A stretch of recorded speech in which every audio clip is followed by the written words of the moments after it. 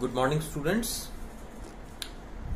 Community medicine का जो आज का हमारा टॉपिक रहेगा, जो आज का हमारा लेक्चर रहेगा, वो जो हमारा प्रीवियस लेक्चर था एपिडेमियोलॉजी के मेथड्स ऑफ एपिडेमियोलॉजी जो था उससे ही रिलेटेड है।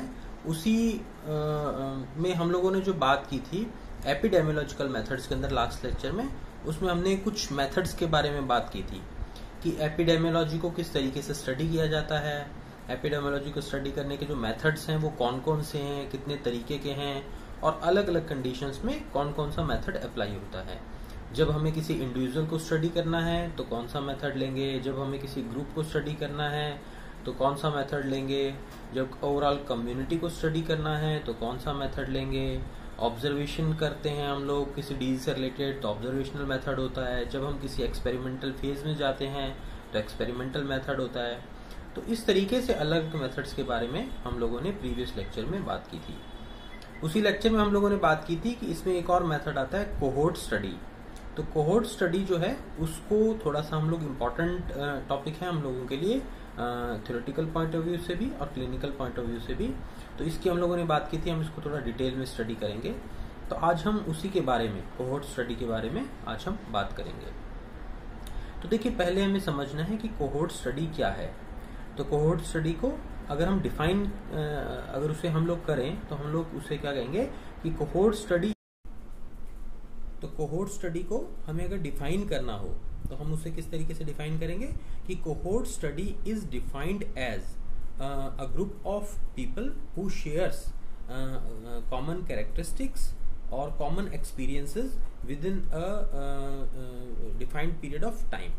For example, age, for example, occupation, for example, pregnant females, for example, insured persons. तो इस तरीके से जो भी लोग ऐसे हैं जिनका एक ग्रुप है, जिनके अंदर कुछ ना कुछ कॉमन है, जब हम उन्हें स्टडी करते हैं तो वो हमारी कहलाती है कोहोर्ट स्टडी। जैसे एग्जांपल के लिए हम लोगों ने से बात की कि एज अपने आप में एक कोहोर्ट का फॉर्म करता है। तो कोहोर्ट का मतलब एक ग्रुप हो गया। तो जैसे एज की हम लोगों ने बात की कि एक कॉमन एज के लोगों के अंदर अगर सपोज हम एक ग्रुप लेकर के चलते हैं कि एक एज ग्रुप है कि 20 to 30 ईयर्स के जो लोग हैं उनका हम लोगों ने एक ग्रुप लिया और उस ग्रुप के ऊपर हम लोग किसी भी डिजीज से रिलेटेड स्टडी करते हैं कि इस एज के अंदर कौन सी कॉमन ऐसी डिजीज होती हैं, या जनरली कुछ पुरानी फाइंडिंग्स में ये देखा गया कि इस एज के अंदर ये डिजीज ज़्यादा इनका एक्सपोजर है या इन्फेक्टिविटी रेट इस एज के अंदर ज़्यादा है, तो फिर उसको हम थ्रू एक्सपेरिमेंट्स वेरीफाई उसको हम करते हैं। तो इस तरीके से जो कॉमन जो कैरेक्टरिस्टिक हैं उसको लेकर के जब एक हमारा ग्रुप फॉर्म होता है, उसमें जो लोग हैं उनमें कुछ ना कुछ कॉमन होता है, तब उस ग्रुप के ऊपर जो स्टडी होती है उसे हम लोग कहते हैं कोहोर्ट स्टडी। तो ये तो होगी डेफिनेशन की बात।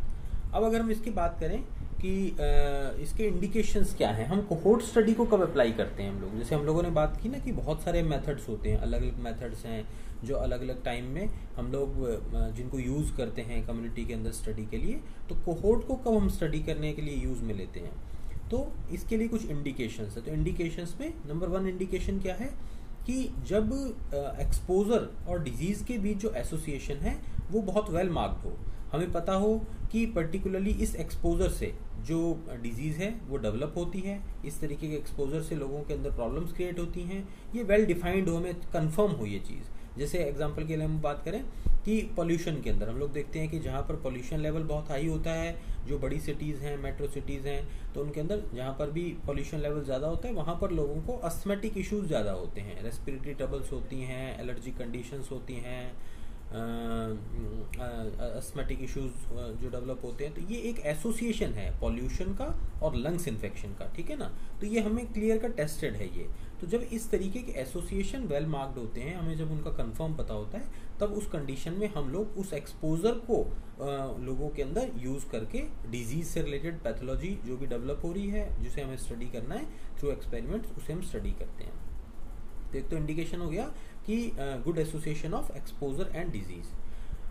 दूसरा यहाँ पर जो एक और इंडिकेशन यहाँ पर आता है वो होता है कि जब एक्सपोजर तो कम है, ठीक है ना, exposure is rare but the infectivity rate is very higher, ठीक है ना। कि एक्सपोजर कम है लेकिन उसकी इन्फेक्टिविटी रेट बहुत ज़्यादा है, कि लोगों के अंदर अगर एक्सपोजर थोड़ा सा भी हुआ तो वो बहुत ज़्यादा लोगों के अंदर फैल सकता है या बढ़ सकता है, तब हम उस कंडीशन में उस चीज़ को लेकर के चलते हैं, कोहोर्ट स्टडी को हम लोग अप्लाई करते हैं। तीसरा हम लोग कब अप्लाई करते हैं कि जब हमारे पास में कोहोर्ट है वो स्टडी करने में ईजी हो, वो रिलायबल हो, उसके अंदर हम लोगों को जो इजीली अप्रोचेबल है कोहोर्ट, उसमें जो भी लोगों को हम लोग लेकर के चल रहे हैं, जिस ग्रुप को लेकर के चल रहे हैं, वो ग्रुप जो है इजीली असेसिबल है, यानी उन लोगों को हम लोग इजीली अप्रोच कर सकते हैं। हम उन लोगों से रूटीन में अगर हमें बात करनी है तो हम उससे बात कर सकते हैं, उनके टच में रह सकते हैं।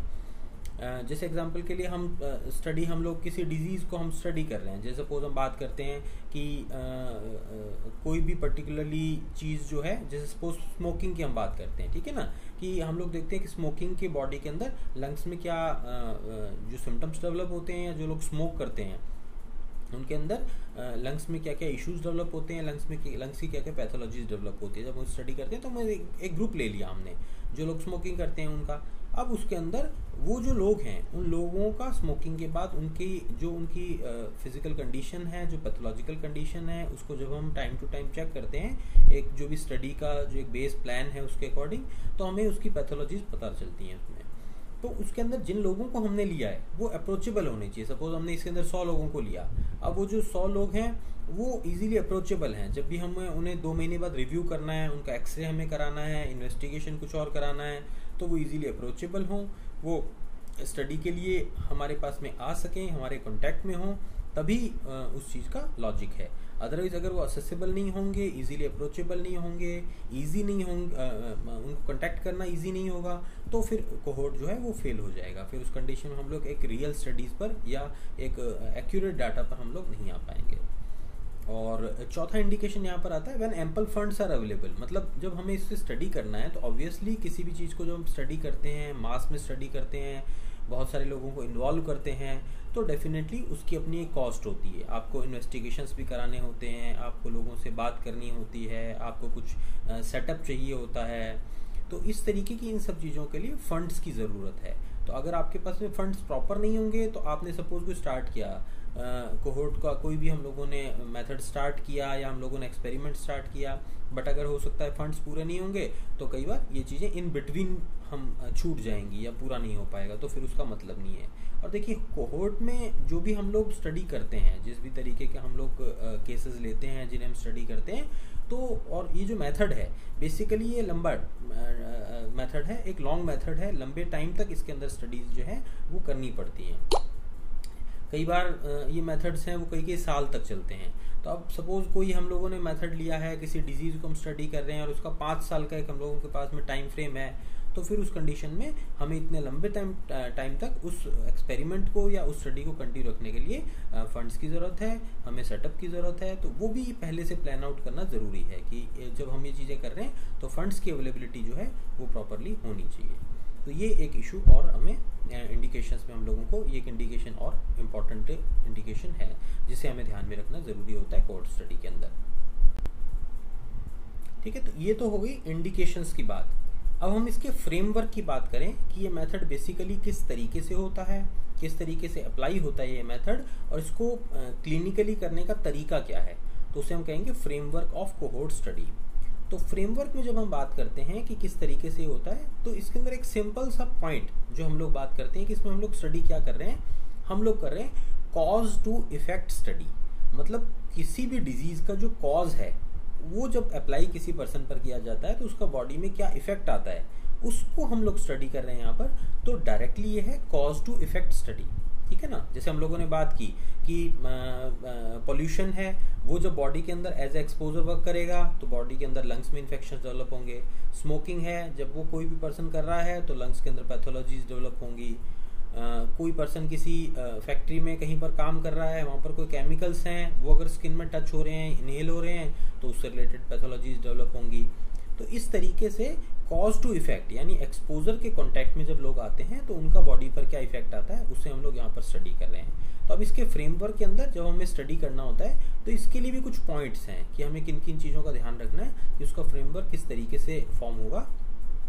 तो उसमें सबसे पहला पॉइंट जो यहाँ पर आ रहा है, the subject should be free from disease. ठीक है ना, जो भी लोग हम इसके अंदर ले रहे हैं कोहोर्ट के अंदर, वो फ्री फ्रॉम डिजीज होने चाहिए, वो हेल्दी लोग होने चाहिए, क्योंकि ऑलरेडी प्री एग्जिस्टिंग इलनेस होगी तो फिर एक्सपोजर से उनकी बॉडी में क्या चेंजेस आ रहे हैं वो हमें क्लियर कट नहीं पता चलेगा।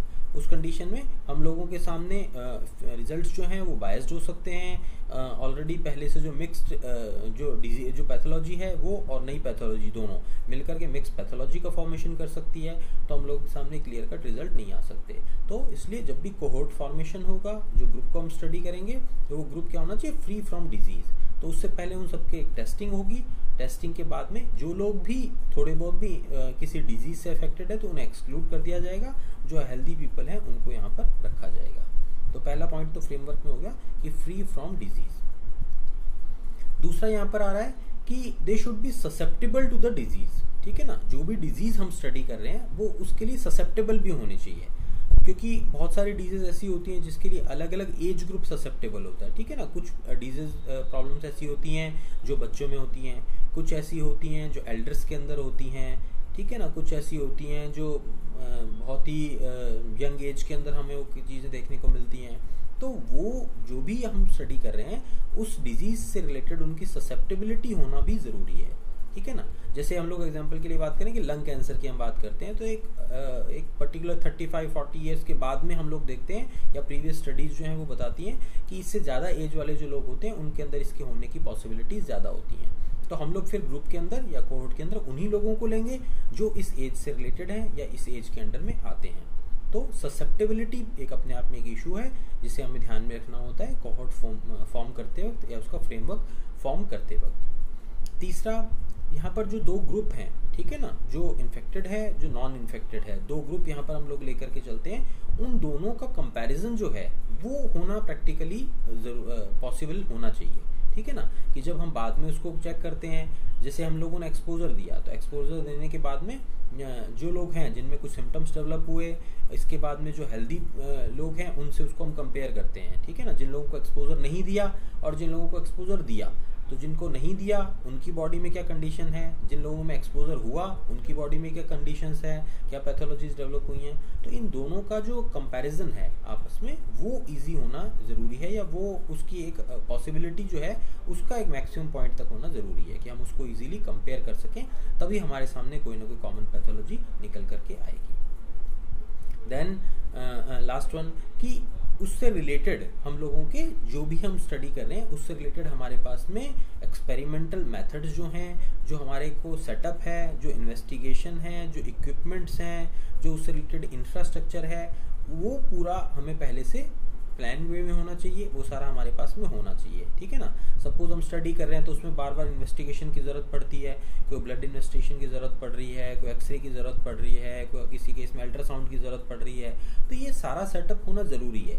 ऐसा नहीं हो कि आपने स्टार्ट कर दिया 6 महीने तक तो आपकी सब चीज़ें ठीक से चल रही हैं, बट उसके बाद में आपका सेटअप पुअर है, फंड्स की अवेलेबिलिटी नहीं है, तो वो चीज़ें बीच में ही छूट जाएंगी। तो वो अगर छूट जाएंगी तो आपकी 6 महीने की लेबर जो है वो भी वेस्ट हो जाएगी। तो हमारे सामने एक कंप्लीट स्टडी जो कोहोर्ट से रिलेटेड होनी चाहिए वो निकल करके नहीं आती।